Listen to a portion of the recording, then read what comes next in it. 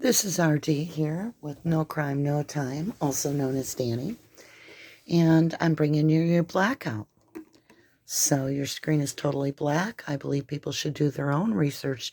Don't believe anything you're told.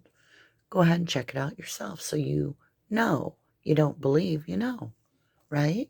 Let me grab a drink. All right, so I wanted to bring up some interesting, just weird stuff, you know? Things that don't sit right with me. Like, it's like this was all a stage, right? And instead of them being the actors, they were the puppet masters. So you got the electronics being basically, in theory, I'll say allegedly, because I feel like it's alleged, that electronics of the victim were found on Cuss Road.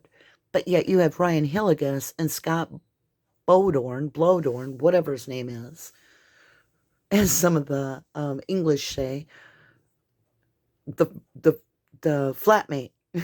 I love that when I see that. I don't know why. That's just cool. Roommate. Yeah, they're just moseying in behind the scenes there and coming up on the day that the electronics are supposedly found down on Cuss Road, and everybody's all distracted, and you've got the soon-to-be cousin to Mike Halbach there as the guard of the barrel. Boom. After Scott Blowdorn and Ryan Hilligus show up, shortly thereafter, electronics get found in a barrel that had already been gone through. What? How's that work? Well, Ryan could be accused very easily of, being the actual murderer. I mean, we all know that Ryan Hilligus has a day planner, which the victim hand wrote on out while she was driving. So how'd you get the day planner? So obviously he's under the thumb of the LE because he doesn't want to be the finger pointed at him. So now look at Bobby. Okay? Bobby's the only other person around the person that they're claiming did this. So when the law enforcement, LE, points over to Stephen Avery, Bobby's the only one home. And I'm not defending anybody. I'm saying, look at this. Now we've got this knowledge that Bobby, through the affidavit of the newspaper guy, Bobby's pushing that RAV4, the blue RAV4. So is it possible that they're taking the people that they can say, hey, you did it? And being like, hey, you're going to play an important role here unless you want this to come back on you. Okay? And how better to keep people's mouths shut? Let's look at, see, there's a bell. There's always a light or a bell when something comes up. Let me silence the phone I thought I had, but there we go. It gets to a person after a while when you start looking at it and you're like, wait a minute. They've got pawns all over the place. And then in 2004, they were already in the Dassey home because Barb's vehicle that only Stephen basically drove was stolen. Barb waited forever to even report it. Who knows why? But it was burning out there on Xander Road. Or if it wasn't on Xander, I think it was Xander Road, but don't quote me. So, the police have already been in the home. They know how people respond. They know how they react. What if Scott had a whole bunch of shit that was going to send him to prison? What if? Because we know he had a terrible record and that got kind of cleaned up. All his financial issues disappeared. And maybe he simply played an informant role. coming back and reporting how people are going to react because they're all talking in front of each other in a panic. Wouldn't that be a mastermind? I mean, yeah, you'd have to have a backup RAV4. Oh, wait, the sheriff owns a salvage yard. Bam. Can run a VIN number and locate any car he wants. He's already advertised that in this little spiel about his 25 years in service or whatever. Yeah, he's a mastermind at that. Might hear Maya snoring. I don't know if I said that or not. She's my pug. And if I put her out the door, she'll cry the whole time. So you might hear her snoring. You have to deal with me on that. I appreciate that. So, these are all things where you have to look at and go, who all was a pawn in this?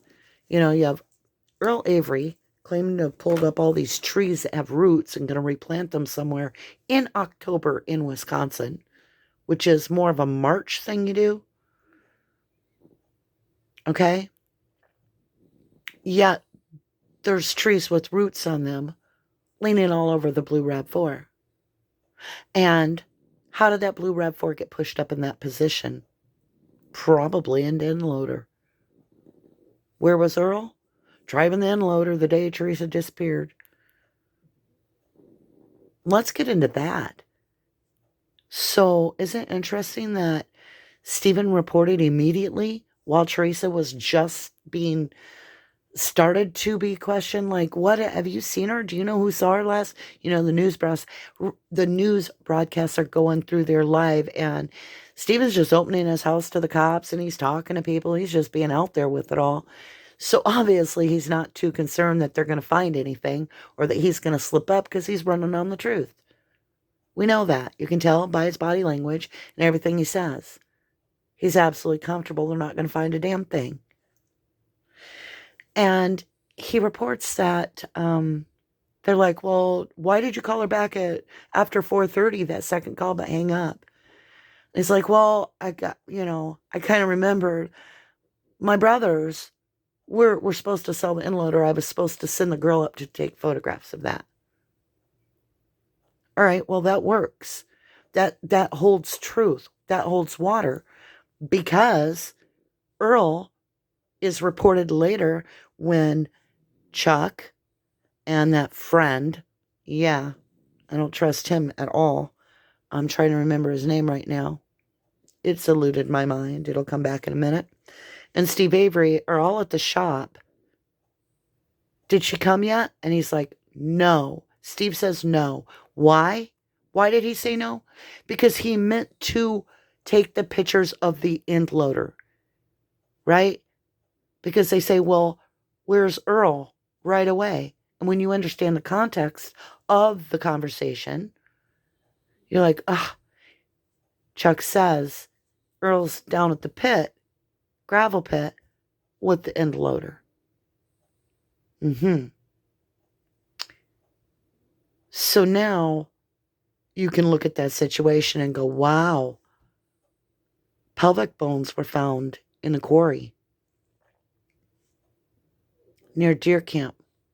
This part of the pelvic bones are broken and shattered, and remnants are there. And the cadaver dogs hit on the end loader. Who was the puppet on the end loader? Oh, let's shift a little bit. Chucky, why you hiding under dirty laundry when they come to get your DNA? Maybe you have a right to have some fear there, because you're like, where are they going to use that DNA, huh? Where are they going to plant that? Because you're not dealing with your normal cops here, right? This isn't good law enforcement that's got your back, going to do their job proper. We know that because in this ladder, shit rolled uphill. Sherry Culhane's sitting there in that crime lab after already misidentifying the hair as Stephen Avery in 1985 and costing him 18 years, right? Minimum she cost him would have been 12, because he had that felony on that gun, so he was going to sit 6 years. But there's a huge difference between 6 and 18, right? A huge difference. And yet she, Sherry Culhane, decides not to release the information for 1 year in 2003. It was almost like they were getting their shit together, right? Now think about it. Talking about getting your shit together and planning strategically, Norm Gahn is a very important name in this case. He's the DA. He's the one that's running around behind the scene as an investigator and getting acclimates and awards because he's created this new law that biological evidence connected to why you went to prison shall be maintained for the entire time that you are detained. He makes the law. He gets notoriety. He becomes this bam. Yeah, I'm important. Yet, whose name is affiliated with giving away the biological evidence in the Avery case recently in 2011? Norm Gahn. Who's Norm Gahn? Oh, pretty much Peg Lautenschlager's right-hand guy. Yeah. The state attorney general. Who was quoted as saying, we did nothing wrong. And so she wasn't going to give Stephen any more than $25,000. Even though it had come to light very soon with the Innocence Project that the county knew for a fact that Stephen's case needed to be reopened, reevaluated, that they probably were holding him as an innocent man. But they let it slide. They covered it up. Stuff got put in the safe even, like this is safekeeping. There were CYAs, cover your ass notes, well after the fact. Because that year, they were planning. What were they planning? They got all the players. All they got to do is point a finger and be like, ha, Ryan, you're implicated. Yeah, you're going to lead the search party. You're going to make a big distraction. We don't care how uncomfortable you get. You're going to be there. We're going to give you stuff. You're going to do what we say. You're now a player. Earl, you were down there waiting for the girl on the inloader. She disappeared. Yep. We got some random bones you're going to crush with the end loader. They're going to be used in the case. Because we don't know where the girl is. She's gone. Chucky, you're going to play an important case. You're going to make sure publicity-wise out in the media that you and your wife destroy Stephen. Hey, Scott Tadich, remember that part where you were playing an informant? Now, we're going to implicate you in her murder unless you really work this family and get us Brendan Dassey. It's you or Brendan. I mean, this all could have happened. It very well could have. Look at the way that they did Brendan. If they're willing to sacrifice a child that's learning disabilities, imagine what they do to that whole family. And I'm not standing up for nobody. I'm just saying. Really think about it. Who all was the puppets in this game? But a bigger question, who's the puppet masters? Love ya. To the moon and back.